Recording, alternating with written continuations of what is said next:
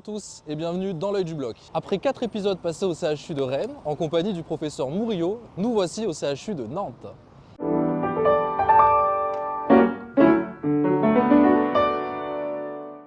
Aujourd'hui, nous rencontrons Dr Vabre, figure emblématique de l'oculoplastie, mais aussi de la chirurgie cornéenne. Nous découvrirons son parcours, sa vision et l'accompagnerons sur 3 interventions chirurgicales. Allez, je vous emmène.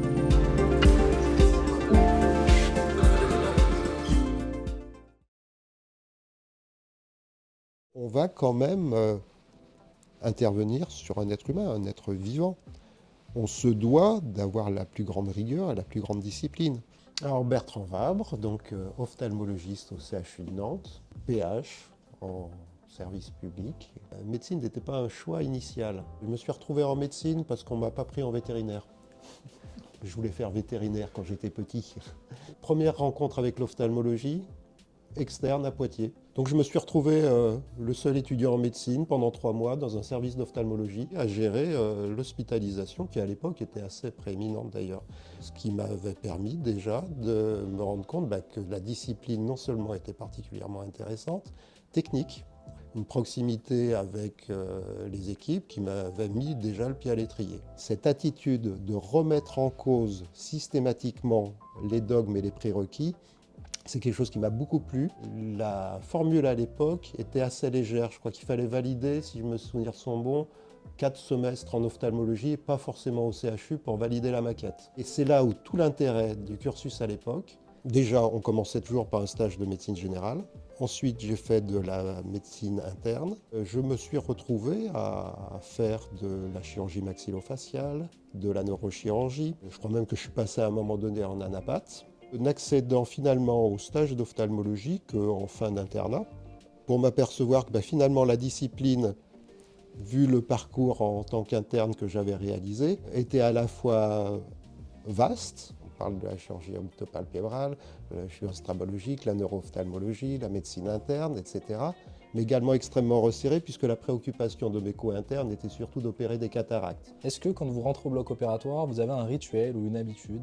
Le bloc opératoire doit réellement être un sanctuaire et il faut éviter tout ce qui est interférence. C'est une pratique qui est très ritualisée et il n'y a pas un chirurgien qui vous dira le contraire. C'est l'application d'une procédure. On ne va pas arriver au bloc sans savoir ce qu'on va y faire. Et il y a ce rituel qui fait que de toute façon, ça évacue la partie de stress inopiné. Si les futurs chirurgiens ont compris ce qui fait le succès d'une chirurgie, anticipée, préparée, organisée, évaluée, ça sera déjà une grande victoire.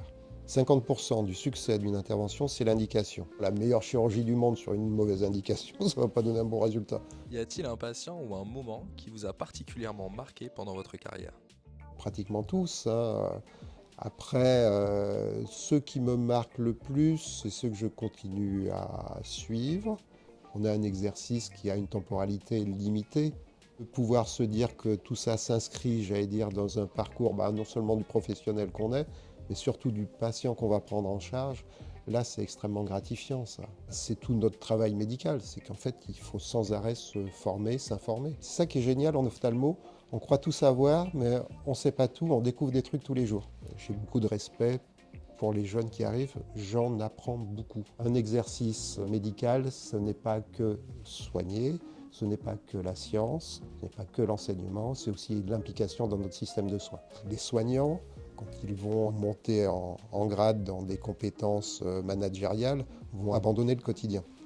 La possibilité de faire de la recherche tout en ayant une activité hospitalière, c'est un des éléments essentiels de nos pratiques en CHU. On est le seul corps de métier qui gardons cette valence clinique, entre guillemets, de base et de proximité. Si on peut porter nos projets, si on peut dynamiser nos équipes, c'est parce qu'on s'intéresse à toutes les facettes de notre exercice hospitalier. Comment percevez-vous les avancées technologiques récentes et leur impact sur notre pratique?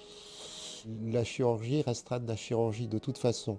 C'est-à-dire la main, c'est avant tout ce que notre cerveau va éduquer sur notre main. Le reste, les évolutions technologiques sont des outils qui sont très intéressants.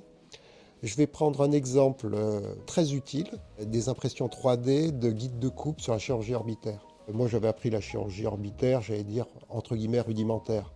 Abord latéral orbitaire trip crown line, une scie électrique toc-toc, on luxe à la pince à os. On arrive sur la tumeur derrière l'orbite, on extrait ça comme on peut. Bon, on peut faire un peu plus élégant. Aujourd'hui, on a quand même un moyen de reconstruction 3D à partir des images de scanner qui fait qu'on peut avoir d'emblée le guide de coupe idéal, optimal. C'est un outil de planification. Donc là, j'ai exactement ce que je vais faire à l'endroit où je vais couper pour avoir le meilleur abord possible. Alors, est-ce qu'on peut faire sans? Oui, bien sûr, on peut faire sans. L'excellence chirurgicale, c'est du travail hebdomadaire. C'est rendre service à la population, à ses concitoyens et ses contemporains. Le but, c'est de rendre service pour la suite. Pas d'avoir un résultat même brillant tout de suite, mais il faut clairement s'inscrire dans la durée. Notre profession n'est pas que toute notre vie, donc il faut vraiment se préserver. Mettez-vous des barrières, faites l'expérience 48 heures sans téléphone ni mail. Si vous n'y arrivez pas, c'est qu'il y a un problème d'oxygène. Mais ça, c'est Il important. faut cultiver son jardin. Il faut cultiver son jardin, exactement. Et je conclurai par, il faut aussi se construire pour des patients, pour des convictions. C'est plutôt sur des concepts que des hommes que je terminerai là-dessus.